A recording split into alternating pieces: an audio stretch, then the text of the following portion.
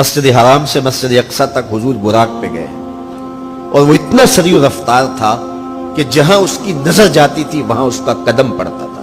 تو اس نے تو پہلا قدم اٹھایا ہوگا تو مسجد اقصی میں جا پڑا ہوگا. اور اتنی سرعت کے ساتھ وہ رفتار کے ساتھ چلتا ہے پھر حضور اس کی پشت پہ جلوہ فراز آئے. یہ 1000 کلومیٹر فی گھنٹے کی رفتار سے جہاز چلے تو کسی میں ہے ہمت کہ اس کی ننگی پشت پہ بیٹھ جائے؟ ہوا کی مزاحمت ہی گوارا نہ ہو، پرخ چڑھ جائے، آگ لگ جائے.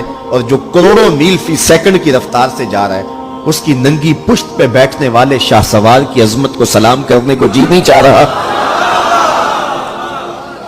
اچھا پھر اتنی سرعت کے ساتھ جائیں تو راستے میں کوئی دکھائی بھی دے تو سجھائی نہیں دیتا، اچھی طرح پہچان نہیں پاتا بندہ. یار تم گزرے تھے، کہا میں تیزی میں تھا.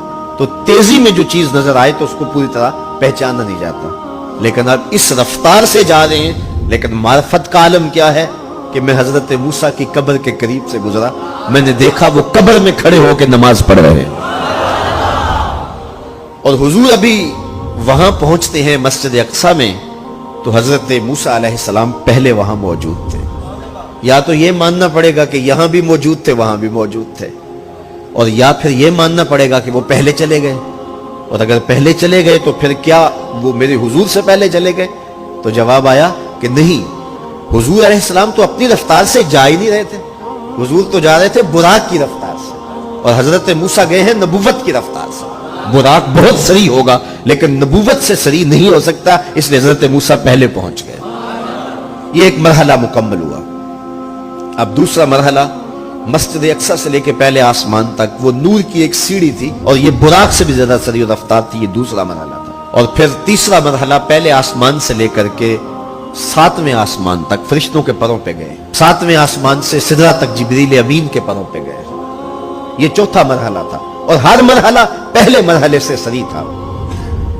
اور پھر سدرہ پہ جا کے جبریل نے بھی کہا کہ آگے میں نہیں جا سکتا. لو دنوت خطوۃ لاحترقت، اگر میں آگے بڑھوں تو جل کے راکھ ہوتا ہوں. تو حضور علیہ السلام کے لیے ایک سبز نوری تخت لایا گیا جسے رف رف کہتے تھے. اس پہ حضور تشریف فرما ہوئے. پھر وہ کس صورت سے گیا؟ ان 4 مراحل سے زیادہ سریع رفتار تھا. رف رف کی منتہائی پرواز جب ہوئی تو میں حضرت کی روح سے فیض لے کے کہتا ہوں کہ رف رف کی بھی بس بس ہو گئے. اب یہ 5 مراحل اپنی انتہا کو پہنچے. اب یہ حضور کی ذاتی رفتار نہیں تھی، ذاتی رفتار اب شروع ہونے لگی. اللہ اکبر. پھر آواز آئی ادن منی یا احمد، پیارے رک کیوں گئے ہو، آگے آؤ. اللہ اکبر. اور حضور پھر اعلیٰ حضرت فرماتے ہیں کہ ڈرتے جھجکتے آگے بڑھے. کیوں؟ جلال و حیبت کا سامنا تھا، جمال و رحمت ابھارتے تھے. عبد تھے نا، معبود کے حضور حاضر ہو رہے تھے تو جلال و حیبت کا سامنا تھا، جمال و رحمت ابھارتے تھے. آواز آئی محبوب آگے بڑھیے. حضور نے ایک قدم اٹھایا. اب پھر فاصلہ کتنا طے ہوا ایک قدم میں؟ مسجد حرام سے لے کے مسجد اقصی تک براق نے جتنا فاصلہ طے کیا، مسجد اقصی سے لے کر پہلے آسمان تک نور کی سیڑھی نے جتنا فاصلہ طے کیا، اور پہلے آسمان سے 7ویں آسمان تک اور پھر وہاں سے سدرہ تک جبریل اور فرشتوں نے جو فاصلے طے کیے، پھر اس کے بعد رف رف جہاں تک گیا. ٹوٹل ان 5 مراحل میں جتنے فاصلے طے ہوئے حضور کے ایک قدم اٹھنے سے اتنے فاصلے طے ہو گئے. اب یہ رفتار تھی میرے حضور کی. پھر ہر قدم میں اتنا فاصلہ طے ہوتا جتنا پیچھے ٹوٹل قدموں سمیت فاصلہ طے ہو چکا ہوتا. اب کوئی حساب کر کے تو دکھائے.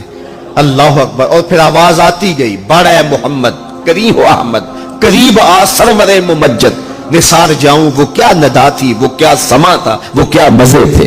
70,000 مرتبہ آواز آئی اور حضور کے قدم اٹھتے گئے. پھر کہاں تک پہنچے؟ کوئی حد ہے ان کے عروج کی، بالا غل اولابے.